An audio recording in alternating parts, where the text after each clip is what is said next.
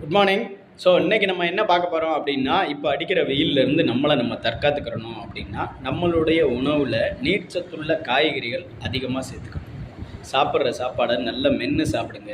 தண்ணி குடிக்கிறது 3லேருந்து 3.5 லிட்டர் தண்ணி குடிங்க. தண்ணி குடிக்கிறது கட கட கட கட கட கடன்லாம் குடிக்காதீங்க. சிப் பண்ணி குடிங்க.